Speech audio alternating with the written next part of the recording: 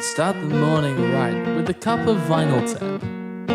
Nothing beats the refreshing taste of a hot, warm mug of Vinyl Tap.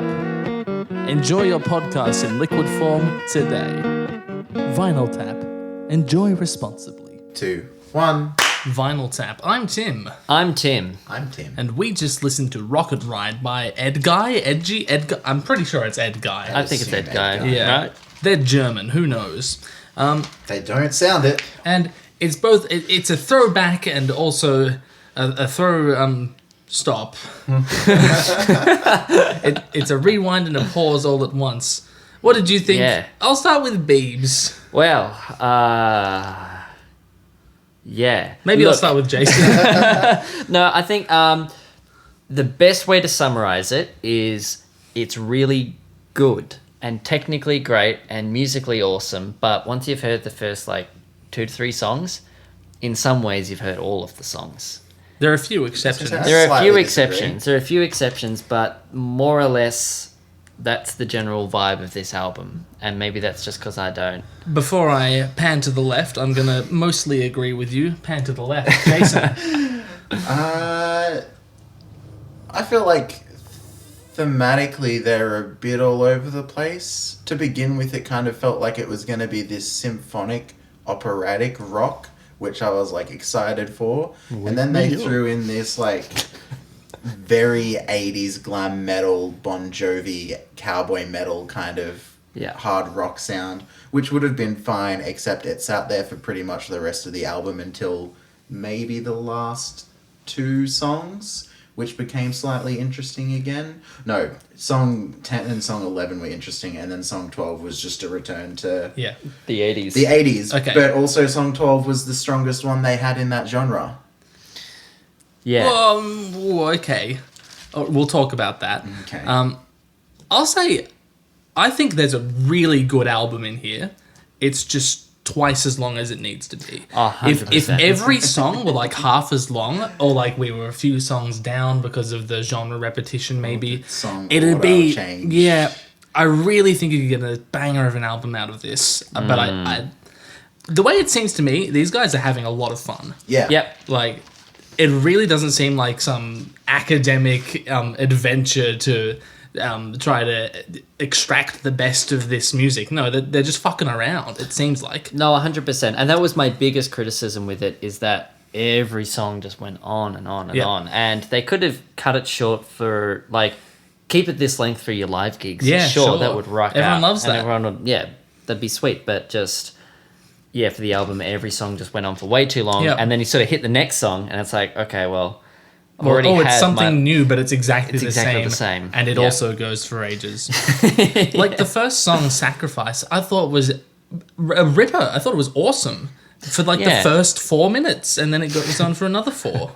You know? But it had I really didn't cool mind that. sections in it, It though. did. I'd say its sections and textural changes were a lot more with the piano, and it then built up and then went stripped Right. back. There's a lot of It was interesting very shit. symphonic. I actually thought it was quite prog-like. Yes. Yeah. Which I thought was really, really, really cool, actually. We're sitting at an intersection between hair metal, melodic hardcore, and prog. It's wild, and then they kind of steered too hard into one direction for a lot of the songs, and by one direction I mean Motley Crue. and not the band One Direction. No, in fact, maybe that would have Lighten things up Yeah. a little bit. I don't know, even the second song, it was kind of like a country hoedown meets metal. It was a little bit like that. yeah. Just again, the first, I reckon up until about Return to the Tribe, the first 5 tracks were pretty varied and interesting. But even Rocket Ride, the huge contrast I noticed between Sacrifice and Rocket Ride, the first 2 tracks, was that there wasn't a huge contrast in instrumentation between the verses and the hooks. And that's where it began its slippery slope. Where Sacrifice, it didn't have that much contrast, but then it had these really distinct different sections, and each one you can get away with that sort of thing. But this Rocket Ride, it was just okay, yep, the instrumentation is the same, or it slightly changes the instrumentation, but it's still exactly the same tone. So particularly I think the guitar was really offending here, where it was okay, you stripped it back a little bit, but the guitar hasn't done anything. It's still just Yep. do do do do do do, and it lost me a little. and then continued to lose me. It lost me a little, and then Return to the Tribe caught my interest again. That's a good one. And then it lost my interest pretty much up until Superheroes. Yep. Which is an interesting one. Yeah. Hypothesis, which is becoming my new catchphrase around these parts. More than half of this album, like time code wise, is spent in the key of E flat minor. And Return to the Tribe is like a big breakaway, like we're suddenly in a sharp key. It's a little more like active. I don't know. Half the time code, Yeah. as in like literal minutes. Like of the 66 minutes, 33 of them were in E flat minor. Yeah. I really want to like check and see how accurate you are on that. I think I'm exaggerating a little bit, but it's not far off. And Right. E flat minor, like, if you're gonna stick in one key, that's a good one to do it with because like it's not one that everyone's super familiar with. Like, I know it sounds weird talking about keys as though they're like places you can go to and become familiar with, but they are. They are. Like your ears are attuned to hearing C major so frequent. Like, So if half this album are in C major, it would be unsalvageable. But because it's in E flat minor, it's like, oh, okay. But also this genre in general explores dark flat keys in minor keys a shit ton. Like going back as far as Def Leppard and Van Halen maybe a little bit. Bon Jovi weren't good enough to do E flat minor. But when you're saying that though, the key is interesting. That's not enough. It's not enough to carry half the album. Yeah, there needs to be more textures, different chord changes, different rhythms. Yep, something else to like keep your in interest. a lot of this melodic metal stuff that we listen to. There's always some modal exploration. There was none of that here. It was all minor. Right. Okay. Like a flat minor key, and that's it. I mean, look, any of these songs taken by themselves would be pretty cool. Chuck them on your playlist, sure. Yeah, 100%. But as an album, bit of a slog. It was a bit of a slog until you get to that 10th song, where it picks you up again. Is 10th song being Trinidad? Superheroes. Oh, Superheroes. No, I disagree here. You didn't like that so much? It was still kind of just a bit the same. I think it was a great song, but it really suffered. I think it was really released as a single. And it was? Yeah. Okay. And did all right. I don't really know much about this. I learned about them today, so... Yeah. So Trinidad, though, really does pick you up because it's so different. So different. It was it's like so being slapped in the face. Yep. It's like Extreme the band, like He-Man Woman Hater. It's that kind of vibe, and I don't know how to vocalize that, but it's very... where metal kind of shifts to after that 80s sound. Yep. So I recognize that shift from like the 80s hair metal to the 90s like harder... what do I want to say? How would you say it? I agree, it is difficult to say. Like Guns N' Roses is like the end of that. Yeah. Right? They're like the last hair metal band of like that purist genre. I mean, that's not pure... You know what I mean? And this is like... instead of being influenced by all that shit, it's moved beyond. That's disparaging. It's taken influence from Future music. No, definitely. It's moved out of that Calypso kind of... metal. It's Calypso metal. Yeah, it almost sounds like... I don't know exactly where they're going to get their influence from, but it just sounds like it's that band and they've decided, all right, let's just try something a little bit different. Like, let's be a bit silly. Let's imagine, like... It doesn't really sound like anything I've heard before, but they were like, all right, let's imagine what our sound would be like on the beach. Is the best way to put it. So they had like, fun trumpets. The bass line slaps as well. So what that was, holy shit. All the chords in the chorus are major. Yeah. But the bass is like visiting the minor third. Right. Of like each chord and just slaps it. Yeah, okay. Is there like a tritone leap in the bass as well? Or is it just a minor third? There might have been. I think it was minor thirds across the board. But like, during the hook, the bass really fucking cooked it. And just like that kind of, they have it all there, like the harmony and kind of that exploration, but they just didn't do it in all the, a majority of other songs, which I thought was a real shame. Yeah. But the solos are pretty rocking, actually. Yeah, my face has definitely been melted. And they did a thing that I feel like is sort of underrated and isn't used enough, which is like guitar harmonies for the solos. Yeah. And even just for lead lines. Tasty. Very Metallica, very what's the name of the band? It's not Twisted Sister. It's It might be. No, I don't think they did that. It's You know Thin who, Lizzy Right. and Metallica. You know who else did it? Dragon Force. Yeah, which is why. who you definitely referenced as we were listening. And I'm Yeah. pretty sure Through the Fire and Flames, if it didn't come out after this, it came out really soon before. Yeah. I think they're basically the same era, and that's interesting. Oh, Because really? I think this music has a lot less in common with Dragon Force than it does with, like, Van Halen. Oh, 100%. And I think the first 2 tracks or so, the band that I got the biggest vibes from were Stradivarius, which I don't think... I know who they are, and that's Yeah. what I mean. That symphonic stuff. Yeah, and the that's symphonic Yeah. Euro metal. that we were really in for across the album. Yeah. You know, there was. I was like- expecting Nightwish too. Yeah, in that like early bit, it was like very Evanescence as well. Yeah. Yes. Yeah. And then we now Motley Crue in the middle of the album is weird. And even though at the beginning that like 80s influence was still there because of that vocal tone, which was Oh cool. man, You're gonna have Well, I he's, thought that he's was such really a good cool. singer. gonna Yeah. have this like symphonic metal with like an With like Steve 80s Perry Yeah. or Yeah. Michael Starr, as you said. yeah. While we were listening, you were complaining that like, oh, we've done the 80s. Can we stop? Like we already had that decade.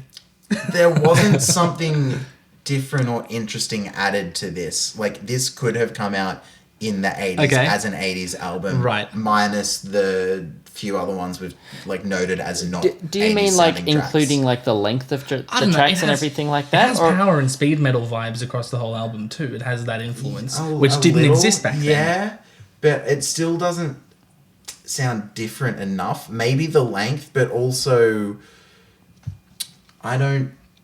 I'm trying to think of an 80s like hair metal sound that had a long track. Nah, Not they really. didn't Like really do long it. songs did exist, but they were more radio focused right, yeah. and therefore kind of had that like crunch time, with exceptions of like, you know, Eagles, Queen. But those aren't your 80s. But hair those metal aren't your bands. 80s hair metal. Those are your 70 dramatic rock bands. Yeah. Even like Van Halen, like that's got them in cool. I think the drum intro into Hot for Teacher gets cut out in the radio edit. Really? No way. I think so. What? I think Why would so. they do that? It's literally the only reason to listen to the song. That's not true. The chorus slaps, but From it's memory, not my I think it favorite of gets them. shortened in some way. Hot That's for crazy. Teacher, because Hot for Teacher as a actual like, it's album like- song Yeah. is pretty long. So I guess that is different, but also these guys were making this in 2006 Yep. and weren't very radio focused when they were making it. If you compare this with something like Steel Panther, what's the key differences? I mean, Steel Panther obviously aiming for comedy. Thank you. I was going to bring Yeah, I this was up gonna too. say. Yeah, but I knew that's what also, you were leaning into. Like, outside of that though, I mean, musically it's more or less the same. Or maybe the tracks are shorter? Like, what are the key differences there? So musically, I do like this, but I don't think the riffs are as catchy. These are just very, like Tim saying, speed metal, power metal, where it's chunk, chunk, chunk, chunk, chunk. And it's not as, like, groovy, like Glory Hole. Diddle-a-diddle-a-diddle-a-diddle-a-diddle-a-diddle. Like, that's just Yeah, maybe. catchy. Or more I feel though catchy than that- this. And also, like, the comedy element. They put so much emphasis on it's a piss take. The lyrics are, like, not meant to be taken seriously. There's a whole Okay, character performative aspect to it that isn't there with this. were you listening to the lyrics in this album? Like, a little bit, but... Because these guys are not taking themselves seriously. See, I thought that, but also starting off with the symphonic and then getting to that, Yeah, true. it was kind of like... Well, you've established this tone. It's set me up as this grandiose, take things overly seriously, and then switches into... Because, like, 80s, like, hair metal in general didn't take itself seriously. But they set the tone at the beginning with, hey, this is this big, epic... Yeah. Like, take yourself overly seriously. And then the tone switched, but, like, it not enough for me to know, like, to really... I was second-guessing whether they were taking themselves seriously Right. or not. I think, touching on what Tim said right at the beginning, I think if the songs had been a lot shorter, then a lot of these riffs would have been memorable. Yeah. Because I was finding that by the time I'd reached the end of the song, I'd forgotten how it begun. Yeah. So I couldn't remember when, like, there were returns constantly to like the main chorus line or whatever, but we'd had so much like, you know, verse solo, extra solo, some other sections, and now we're back at the chorus. I'm like, is this a new chorus? Or I like literally couldn't remember it. I've got the same feeling listening to Dragon Force. I'm like, hang on, there are so many sections. Yeah, and it's sort of, you're not going to get that really distinct kind of riff that Like, I think it's that one riff from that one song. Yeah. That doesn't happen. because there's like 8 riffs in the one song. Yeah. And I'm But sure they're all fine. Isn't that part of like you answering your own question then? Maybe. In terms of a distinction between this and like Steel Panther? Yeah, Because okay. they're not very like Okay. they stick to what they do in the one song and they don't really change it up come verse. So even though Steel Panther are self-described as huge Rush fans, it's the lack of prog element in their music that makes it more palatable than this. Potentially, and you can be a fan of something without directly imitating it. I've yet to see proof of that. Well, extending what you're saying, Tim, it's kind of the lack of prog in this album that Jason didn't like either. Because he really liked it when it was in the first track, and Yeah. then the rest of it kind of lost him. And, well, I'm throwing you under the bus, it lost me as well. I noticed. I don't disagree with you though that there is a good album Yeah. in here if you were to kind of like trim the fat, so to speak. They're all they all seem to be excellent musicians. The Yeah, songs they're are all incredible well written. musicians. They just go for too long.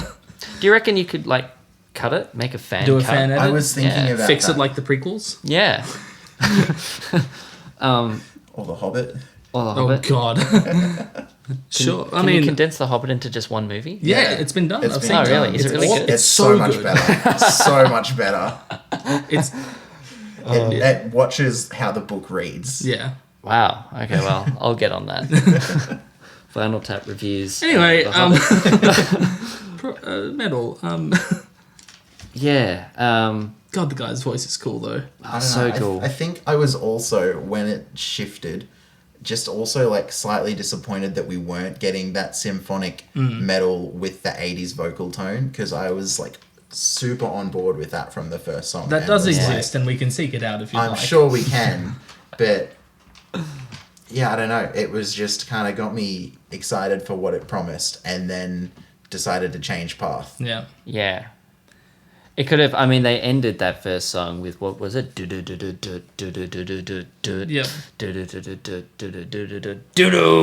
And like that could have led so well into like a kind of a slow build second song that goes off. Yeah, I was surprised that Rocket Ride sounded the way it did, the second track. I was like, Yeah? I was expecting something different. It was, yeah. Yeah, maybe song order would fix this in a few ways. Without even cutting things, just Yeah. changing the order. How would you do it though? Like, Oh, probably- I wouldn't. My gut instinct, without like trying and seeing how it works, would be to break up the 80s a little bit. So start with 80s and end with 80s, but then intersperse the other ones between, so it's not yeah, like actually that could do it. cliche 80s sound, like as a big chunk in the middle of the album. Yeah, I could live with that. Um, Yeah, that makes sense. Did you guys figure out what song you thought Save Me sounded like? no. No? There were lines all throughout this that I was just like, this reminds me of something. I can't put my finger I think on this is the what. least hair metal song. Like, it's just rock. It's just a hard rock song. Save and Me. It, yeah, it reminded me of like the melodic line really reminded me of Steve Perry's song "Oh Sherry." Know that one? I don't. No, maybe. I'm sure you would recognize it if you heard it, because it's always on the radio. Right, yeah. Yep. There's also a very Bon Jovi-ish song. I quite liked Save Me mostly because it was like well-needed contrast. Yeah, it really was. It chilled out a little bit. Yeah, and that was I loved it. I kind of like perked up a bit, and then it just sort of Catch of the Century just went straight back in there. Yeah. And that's also when I first noticed that they were German, because right at the end, Yeah. at that like weird outro where they're just like talking to each other, Yeah. and then they like say some German words like right at the end. Yep. And nothing clicked into place because I don't know, just because they're German. What, like they love the 80s and just want to go back? Yeah, I mean, David Hasselhoff is popular in Germany, so like who knows what's going on there. I really like the piano in Superheroes, you know, that chorus that had that twinkling piano. I thought that was a great touch to what would you describe that as? It's a hair metal song. It's a hair metal song. That's not something you hear often. I thought that was really cool. And then I'm not sure if it was a real violin or like a synth violin with There was like a vinyl crackle behind it. and there was like a weird cowboy bass line they kept emphasizing here and there, which was like interesting as well. Again, like really, really good musicality and good construction as well when it was there. Also a bunch of line cliches in here that I found that I liked. Yeah. Like 100%. especially in the vocal harmonies. Yes. It tended to happen a lot. And I think it was a bass line. The key change in Wasted Time. Wasted Time. I wrote down barely anything. I'm pretty sure there's a key change in that, and I'm pretty sure the right. bass descended like a line cliche into the key change. Key changes across this album were a lot better than most key changes you hear. Oh, yeah. Because none of them were a semitone. Like, they were all thirds. Or one of them was in the last track, Fucking With Fire. That was a tone. So, yeah, that's a bit of a relief. Yeah. To avoid the Disney key change. They did this a few times that really weirded me out. They did these like crescendos that sounded like they got the master fader and whooped it. I mean, they might have. And but honestly, I don't know who produced it. Well, yeah, but it was so bizarre because it was like we got to this crescendo and the drums and everything went up. Like normally it's just, they're singing quiet and then they turn up the guitar. But like just the music got louder. The music got louder. And then I don't know how it happened a few times in the same song. So at what point did they That's weird. Like minimize the volume a little so they could just whoop it again? I don't know, it really weirded me the fuck out. And it kept on happening throughout the whole album. I need to listen to it again and see what you're talking about. To be honest. Are you gonna though? Probably not. There you go. No offense, but So it's not. yeah, that's this album. Don't listen to the album. Just pick some of the Random songs and songs. chuck them on your playlists. Yeah, Yeah. I'd recommend Trinidad. It's fun. Trinidad's probably my favourite song. If we're going to go there. I really like Sacrifice. I reckon Return to the Tribe. That one's really good too. I love that chorus. Yeah, look, true. No, but Trinidad, come on, you can't go past that beach rock vibe. Beach metal. Beach metal. Is that a thing? So we have surf rock. Is surf metal a thing? It is now that you It said is it. now. Get on it. Next week, we listen to Magnum Opus of the Inglorious Kind by Panicland. Click above to find out what else was spoken about in this theme. Click below to support the artist we just talked about. And make sure to click subscribe so you don't miss our next episode.